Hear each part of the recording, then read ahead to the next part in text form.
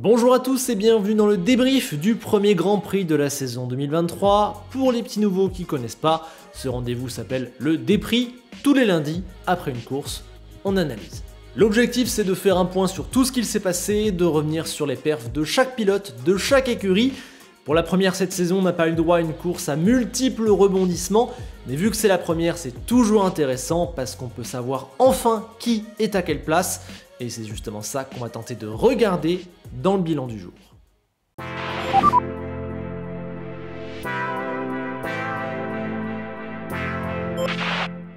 Allez, on commence, vous l'avez vu dans le titre, par la sensation du week-end, et quelque part peut-être heureusement qu'il était là hier, c'est Fernando Alonso. Ce podium, le 99e de sa carrière, le premier avec Aston Martin. Déjà, un mot sur lui. Il est sensationnel, il apporte un niveau fabuleux, il est génial, c'est un des tout meilleurs pilotes du plateau, notamment depuis la saison dernière où il est revenu à ses meilleurs moyens. Et voilà, c'est un monstre, c'est un racer, c'est un gars qui a la dalle plus que tout, donc niveau sportif, il apporte un truc inouï, et niveau impact humain, dynamique, ambiance dans l'équipe, ouais, encore une fois, comme partout où il débarque, il apporte un truc sensationnel, presque unique. Et là, il a l'air d'avoir trouvé un match quand même assez parfait avec la mentalité de l'équipe. Après, le plus dingue là-dedans, c'est sûrement les progrès de l'Aston Martin. Progrès par rapport à il y a un an, mais aussi par rapport à la fin de la saison dernière. Ils ont réussi un truc qu'on pensait impossible depuis le début de l'ère hybride, devenir un top team. Parce que là, on l'a vu hier, Aston Martin est dans le paquet des top teams. Ça y est. Alors, n'oublions pas qu'hier, sans l'abandon de Leclerc, il n'y a pas de podium, donc il n'y aurait pas eu la petite cerise sur le gâteau qu'il méritait clairement. Mais voilà, ils sont la troisième force du plateau, je pense, aujourd'hui. Ils sont plus forts que Mercedes. Et Alonso, quand il pilote, il a la quatrième meilleure voiture, derrière les deux Red Bull et Leclerc. Cette voiture, en plus, elle a l'air d'être meilleure dans la course que dans la qualif. Elle devient une vraie menace parce qu'elle a une gestion des gommes qui a l'air absolument folle. Elle a un rythme qui est vraiment pas mal, ils en ont en plus je pense gardé sur le pied sur le premier relais, ils ont fini vraiment très très fort, et puis elle a l'air ultra agréable à conduire, il a dit c'est une lovely car. Ça traduit le fait que cette voiture elle est simple, on peut la mener partout, ça se voyait la différence avec la Mercedes par exemple dans la bataille, Alonso peut lui faire ce qu'il veut et il l'utilise à merveille, d'ailleurs toutes ses attaques ont été très bien menées et fait avec pas mal d'aisance. Clairement, c'est une superbe voiture. Et en plus, tout ça, ce n'est que le début. C'est la V1 de cette Aston Martin 2023. Ils vont la développer, ils ont pris la bonne direction, tout va bien. Ouais, ça y est, on a un nouveau top team, les amis. Je pensais pas que c'était possible. Ça y est, c'est le cas. Fernand est de retour aux avant-postes et je pense qu'on va pas mal se régaler. Dernier mot par rapport à ces batailles et ces dépassements. Encore une fois, merci les voitures nouvelle génération. Permet de mieux se suivre, attaquer, contre-attaquer, on l'a vu avec Russell, on l'a vu avec Hamilton, on l'a vu avec Sainz, et on a vu des dépassements sur la ligne droite entre les virages 9 et 10, ce qu'on voyait quasiment jamais avant, alors que pourtant les pilotes étaient sur la même stratégie pneumatique, dégradation différente, mais même nombre d'arrêts, même nombre de tours. Ça franchement, c'est encore une fois une très bonne chose pour ces nouvelles voitures. Un mot également de Lance Stroll, franchement un immense bravo à Lance Stroll, non seulement pour avoir conduit malgré ses blessures, il est tombé à vélo, il s'est fait mal à un orteil, il s'est fait mal aux deux poignets, il a été opéré, il était à l'hôpital il y a moins de 12 jours, et là un Lance Stroll blessé, diminué, qui n'a pas fait les essais dans cette voiture, qui arrive un petit peu hors de forme, il n'est pas si loin que ça d'Alonso, donc franchement exceptionnel. On passera sur le premier tour où il s'est totalement foiré et ça aurait pu avoir une dynamique totalement différente pour la course des Aston Martin. Mais à part ça, tout le reste a été génial. Il a saisi l'opportunité d'undercut posée par Aston Martin. Très bonne stratégie encore une fois, on voit que ça réfléchit vraiment bien dans la bonne direction dans le team. Il a doublé Russell et après on a vu que l'Aston était meilleur que la Mercedes et que lui il a tenu face à Russell. Franchement, c'est un des meilleurs week-ends que j'ai vu faire Lance Stroll de A à Z, surtout vu les conditions. Je spoil déjà la note que je lui ai mis, 18,5, c'est exceptionnel, exceptionnel Lance Stroll. Bon, on est très excités et je pense qu'on a raison concernant Aston Martin, ça fait du nouveau, il y a plein de choses à dire, plein de choses à voir et leur performance est totalement réjouissante. Par contre, on va peut-être un peu moins se réjouir concernant le suspense de cette saison 2023 au niveau des victoires, parce qu'il y a une écurie qui écrase totalement la concurrence, c'est Red Bull. Comme pressenti aux essais, ils sont intouchables, ils ont une marge énorme sur ceux devant, ils dégradent 100 fois moins, ils ont peut-être un petit peu moins d'avantage en qualif, mais ils restent quand même devant. Max a fait une course solitaire, presque écœurante, et je pense qu'il n'a même pas forcé. Pérez était deuxième avant l'abandon de Leclerc assez largement, le doublé était là. Ouais, il y a du king et ça pose un peu question concernant le suspense pour les victoires. Mais on va essayer de répondre à une question quand même. Est-ce que la saison est morte? Est-ce qu'elle est foutue? Vous avez vu George Russell qui l'a dit, pour lui, ils vont gagner toutes les courses Red Bull. Le championnat est déjà plié. Alors, j'ai 5 petits points pour contredire tout ça. D'abord, on ne peut jamais prévoir l'avenir avec certitude en Formule 1, et c'est très rare de tout gagner, ça n'est jamais arrivé, donc voilà, on peut quand même se dire que sur la longueur d'une saison, il y aura des tumultes. On peut aussi se dire qu'après l'Australie l'an dernier, Ferrari avait un avantage en termes de points et en termes de performance qui paraissait totalement irréversible. Et ils ont fini 200 points derrière Red Bull. Aussi, on a vu ces Formule 1 pour l'instant sur un seul circuit, donc impossible de tirer une vérité générale. Il faudra voir sur d'autres types de tracés, d'autres types de virages, d'autres caractéristiques, une piste peut-être aussi moins abrasive.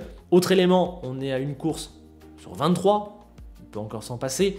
Et puis, il y a la fameuse course au développement dans laquelle on sait Red Bull aura une pénalité. Je dis pas que tout va changer, mais un développement c'est assez long, les voitures évoluent énormément du début à la fin de l'année. Il y a peut-être quelqu'un parmi les poursuivants qui va faire mieux que Red Bull sur ce sujet-là, combler l'écart et peut-être finir devant. Mais oui, dans les faits, pour l'instant, hors pas de mécanique, on a le sentiment que Red Bull ne peut pas perdre une course. On verra sur la deuxième partie de saison, mais sur la première, il semble assez intouchable. Et attention, avant de refermer cette page, j'ajoute 3 petits éléments. Première chose, c'est que c'est pas la seule chose à voir, forcément la victoire. On va avoir entre les places 2 à 4 du constructeur sûrement une bataille très serrée. Les podiums pourraient se jouer avec des batailles entre Fernando, Charles, Lewis, George tous les week-ends. Je pense qu'on peut vraiment se régaler là-dessus. Le midfield, il est très incertain derrière et on l'a vu ce week-end, c'était très serré. Et puis ces fin 2023, elles sont vraiment resserrées. 1 seconde entre le meilleur temps de la Q1 et le moins bon. C'est, je crois, l'écart le plus serré sur une qualif de l'histoire, peut-être. Voilà, il y a des motifs d'espoir, tout n'est certainement pas acheté, et vous le savez, on aura la longueur de la saison pour s'intéresser à plein de choses. Il n'y a pas que la tête en Formule 1. Voilà. La tête, elle semble bien dessinée, on va voir le reste. Allez, on continue de dérouler. Ce déprix-là, il va être vraiment équipe par équipe, parce qu'il n'y a pas eu de grands faits de course, et comme c'est la première, c'est important de faire un point sur chacun, voir où on en est, qu'est-ce qu'a dit la vérité du terrain. La vérité du terrain pour Ferrari, bon, d'abord, un petit peu de positif, j'ai aimé la performance de la voiture sur un tour, mieux que visiblement que ce qu'il pensait. La vitesse de pointe est une vraie évolution, c'est une vraie roquette sur la ligne droite de cette Ferrari. Elle peut doubler aisément et elle est dure à doubler, c'est l'inverse de l'an dernier vis-à-vis de Red Bull. Ça va beaucoup les aider, c'est un vrai point positif. Ensuite, oui, elle a eu de la dégradation sur les pneus et oui, le rythme n'était pas au niveau de Red Bull, mais la Ferrari, on va se le dire, en termes de rythme pur, eh bien c'est la deuxième force du plateau à l'heure actuelle. Peut-être un peu embêté par Aston Martin, mais Ferrari démarre cette saison deuxième force, il y a pire. Ensuite aussi, j'ai beaucoup aimé la course de Charles Leclerc, qui a été parfait d'ailleurs tout le week-end. Ça bouge pas, Ferrari a un top pilote dans ses rangs, donc ça c'est très positif. Et puis j'ai aimé la réaction d'après-course de Frédéric Vasseur, qui ne s'est pas caché derrière son petit doigt, comme on pouvait s'y attendre de sa part. Il a été très très bon, il a ciblé les problèmes, dit ce qui n'allait pas, était très honnête. Avouer des erreurs, avouer des mauvaises choses. Bon, voilà, il ne va pas changer Ferrari en une course, peut-être même pas en une saison, peut-être même pas avant 2 ou 3. Mais ça fait du bien après la course d'entendre des vérités concernant Ferrari et non pas un no-blaming qui faisait bien mal sous le management de Binotto. Mais voilà, Ferrari veut jouer le titre et Vasseur l'a dit, ils sont pas contents, ils sont trop loin. Il y a une différence aussi entre le potentiel de la voiture en qualif et celui en course, peut-être qu'ils peuvent un petit peu le régler. Il y a aussi une dégradation des pneus qui était quand même assez importante. Ça, c'est un peu délicat. Ils ne sont pas vraiment là où ils voulaient être. Ils ne joueront pas les victoires à la régulière, en tout cas pas pour l'instant. C'est une déception. Puis surtout la déception de la fiabilité, l'abandon mécanique de Leclerc une nouvelle fois. Visiblement, c'est le power unit qui est touché, donc c'est assez inquiétant.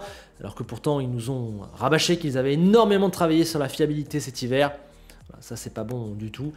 J'ajouterai un dernier point négatif, pour moi c'est la course de Carlos Sainz, peut-être même le week-end, derrière Leclerc en qualif alors que lui a eu 2 tentatives, non pas une, dont la dernière qui est celle où la piste est la meilleure et où tout le monde a amélioré, donc voilà il a un petit temps de retard, alors que le développement de la voiture a plutôt été dans son sens durant l'hiver, et puis totalement battu sur le rythme de course, à tel point qu'il était menacé par Hamilton, et que si Hamilton avait eu de la vitesse de pointe, je pense qu'il l'aurait passé.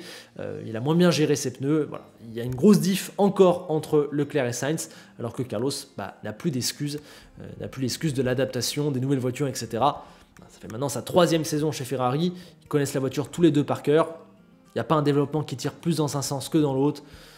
Pas d'excuses, pas bon. Pour conclure sur Ferrari, bah voilà, faudra rester calme, viser les bons problèmes, améliorer la voiture comme il se faut. La P1, on le sait, elle est injouable. Maintenant, faut se ressaisir, récupérer les points perdus, améliorer la fiabilité. Et puis voilà, mater Aston et Mercedes. C'est ça dans un premier temps l'objectif de Ferrari. Puis essayer de voir comment on peut combler le gap. Mais bon, ça c'est Red Bull qui est trop fort, quoi. Concernant Mercedes, bah ouais, ok, la voiture, elle a moins de problèmes, notamment visibles par rapport à l'an dernier. Il n'y a pas ces soucis de marsouinage, elle n'a pas un comportement complètement dingue, elle a l'air beaucoup plus saine. Mais je pense que c'est plus grave parce que elle est saine, mais elle est loin. Elle est terriblement loin, Mercedes. Que ce soit en rythme de course ou en termes de vitesse sur un tour, bah, elle ne rivalise pas. Et aujourd'hui, c'est la 4e force du plateau. Elle ne peut même pas jouer les podiums pour l'instant à la régulière. On entend déjà Toto qui a dit qu'ils vont revenir à un concept plus basique, peut-être amener une version B de la W14. C'est pas bon signe. Mercedes est perdue et a du retard. Cette saison, elle part pour l'instant sur des bases qui nous font dire qu'ils vont plutôt être sur la limitation de dégâts et la tentative de trouver ce qui va pouvoir marcher pour l'an prochain, déjà. C'est très morose. On arrive à présent à Alpine, notre équipe de France, qui a été assez dure à lire lors des essais, qui est arrivée avec une préparation de week-end un petit peu bizarre. On ne savait pas du tout à quoi s'attendre, on entendait du très bon, du très mauvais. Vous inquiétez pas, mais si, je suis inquiet.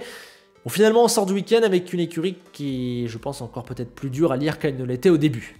On était surtout déçus samedi, on est avec un pilote qui sort en Q1, Pierre Gasly, mais quelque part Ocon atteint déjà la Q3, il y a du rythme dans cette voiture, et sans son départ pourri et les déboires qu'il a vécu après, bah j'aurais été curieux de voir ce qu'il aurait pu donner, et je pense que Alpine pouvait viser la 8e place à l'arrivée, je vais y venir.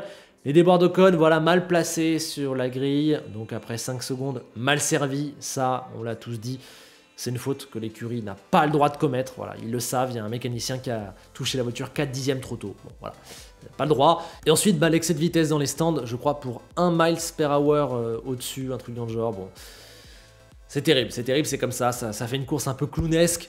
Mais là, je pense qu'il ne faut pas s'inquiéter pour Alpine parce que le rythme, finalement, bah, il était là. Quand on voit la remontée de Gasly, de la P20 à la P11, avec un joli dépassement, avec surtout un rythme dans le clean air qui a été assez intéressant. Et au final, il termine dans les pattes de l'Alpha de Bottas, alors que pourtant il partait de plus loin. Voilà, si les deux Alpines avaient démarré avec un Gasly, je sais pas, déjà 12e et un Ocon qui fait pas un départ pourri, qui a pas des pénalités tout le temps, les deux Alpines auraient sûrement terminé dans les points. Je pense au moins une des deux devant l'Alfa Romeo. Alpine est pour l'instant la 5e force de championnat. C'est la hot take que je me permets d'apporter à la suite de ce premier Grand Prix. Maintenant, faut rationaliser un petit peu la performance, faut éviter les erreurs bêtes, faut tout mettre bout à bout aussi sur un week-end. Faudra améliorer la compréhension de la voiture, mais franchement, je suis pas inquiet, ça va plutôt pas mal. Le problème, c'est qu'on est déçu par rapport à ce qu'a su faire Aston Martin et que Alpine n'a pas su faire. On est parti plutôt pour jouer la 5e place plutôt que la 4e cette année, une régression. Le retard pour devenir une top écurie continue un petit peu d'augmenter et tu te demandes si au final, au fond de toi, tu as ce qu'il faut pour combler ce gap. Parce qu'il y a une autre écurie qui a su le faire. Donc un petit peu limite. Mais cette écurie Alpine, elle a de quoi être solide. Je pense qu'à la régulière, les deux pilotes sont dans les points. Mitigés. Pour terminer sur cette page, un petit mot sur Alpha, qui a donc été, en gros, en termes de rythme, plutôt proche d'Alpine. Franchement, c'est cool. J'avoue que j'étais assez pessimiste avec eux, j'imaginais moins bien. Ce qui est bien, c'est que pour eux, le rythme de course est meilleur que le rythme en qualif. Donc ça ouvre pas mal de possibilités. C'est une nouveauté par rapport à l'an dernier. Pour l'instant, je pense qu'ils démarrent la saison en ayant pas mal d'avance sur les 4 pires écuries du plateau. Ça veut dire qu'ils vont pouvoir jouer des coups tous les week-ends. Là-dedans, Bottas a été un vrai leader, devant en qualif, même si c'est de pas beaucoup. Avec une voiture qui a un potentiel plus limité dans l'exercice. Course top. Un départ génial, un rythme bon de A à Z. Il a su quelle était sa place, il a laissé les autres s'échapper, il a réussi à contenir Gasly à la fin. Bottas, rien à dire.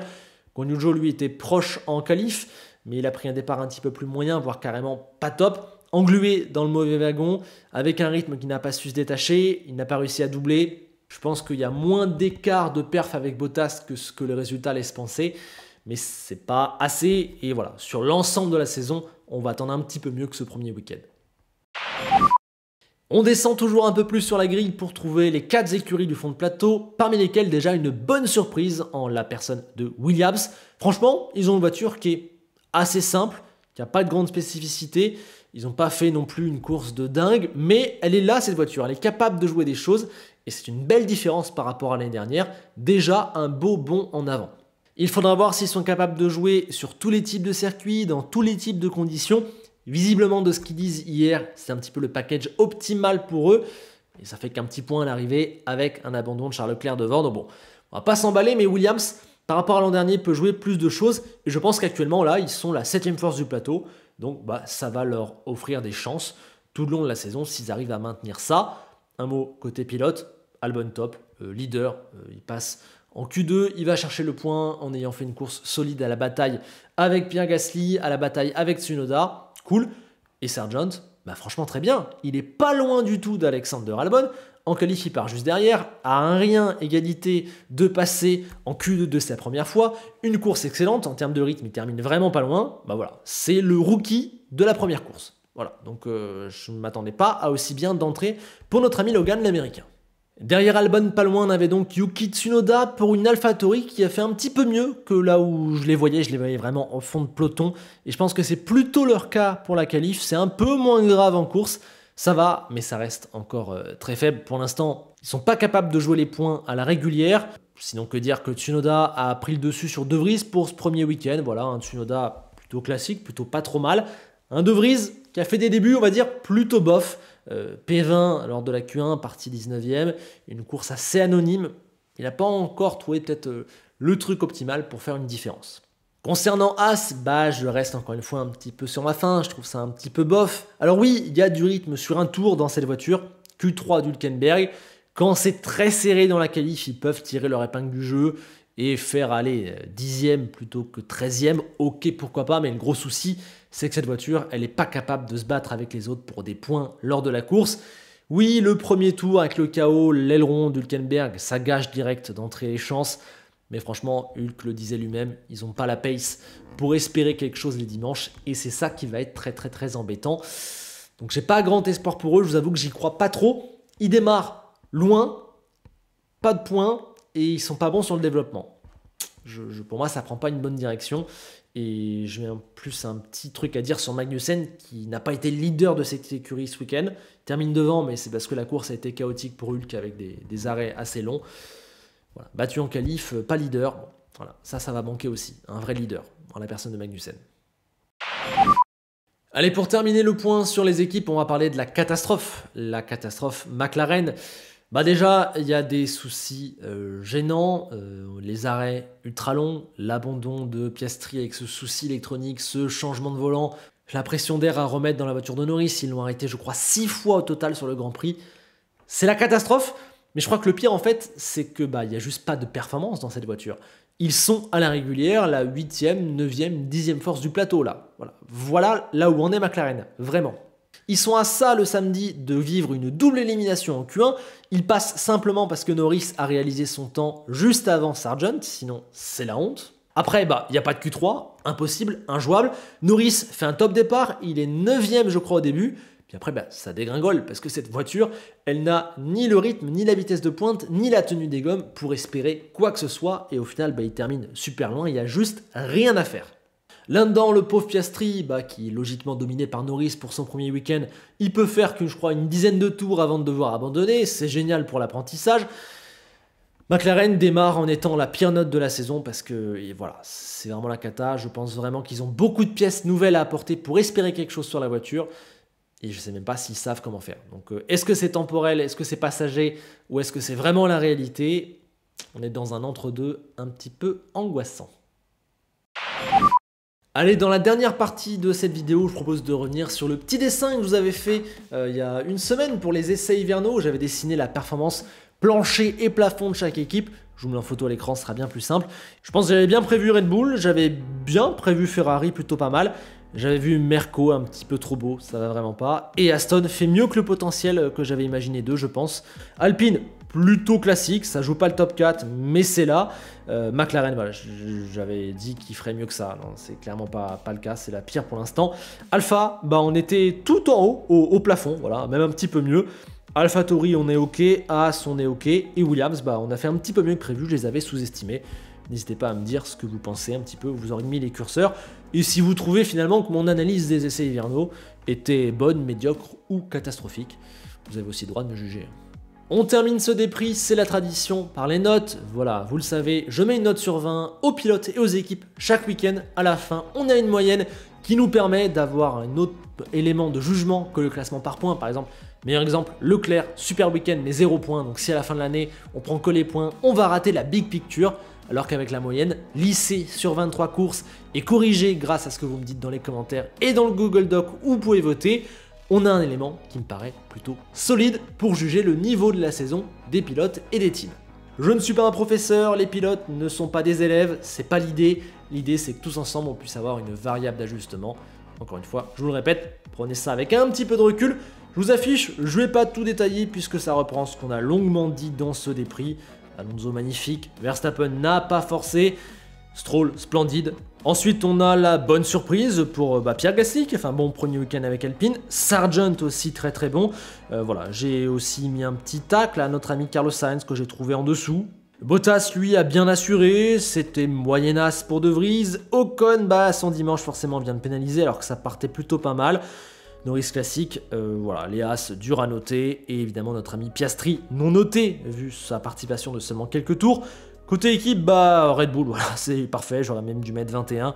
On a aussi Aston qui a fait le bon exceptionnel, ça joue pas encore les victoires, mais comparé à ce qu'on attendait d'eux, c'est magnifique, le bon est réalisé. Mercedes a un peu limité la casse, Alpha est bien, plutôt pas mal. Ferrari, dommage, la casse mécanique vient vraiment noircir la note, sinon on était plutôt vers un 16. Williams, bonne surprise, AlphaTauri a un poil mieux que prévu. Alpine, bon, trop d'erreurs et un poil trop loin pour qu'on puisse mettre des bonnes choses. Mais quand même ça va, il y a pire, il y a bien pire en termes de perf pur. Alpine n'est pas si loin. As, je reste un petit peu calé et McLaren mérite un gros carton ce week-end. Voilà, maintenant il vient l'heure de vos avis en commentaire. Qu'avez-vous pensé de la course, d'Aston, d'Alonso, du niveau des uns et des autres, des rookies? Voilà, on veut tout savoir, vos avis, est-ce que la saison est pliée? Répondez à tout ça. On va essayer de se retrouver tous les lundis post-course pour faire un point et avoir un espace de discussion juste en dessous. Aidez-moi également à corriger mes notes en donnant les vôtres. Je rappelle que si l'avis de la communauté me fait remarquer que j'ai sur- ou sous-noté quelqu'un, j'ajuste. Parce que l'objectif, c'est qu'on ait quelque chose de plus ou moins correct. Merci à tous, on se retrouve très vite, plein de vidéos prévues, je vous prévois notamment un petit quelque chose sur la bonne réussite d'Aston Martin, on va en parler dans la semaine. Et comme d'hab, on se quitte avec Enzo Ferrari qui a le sentiment étrange d'avoir déjà vécu ça. Ouais, nous aussi. À bientôt.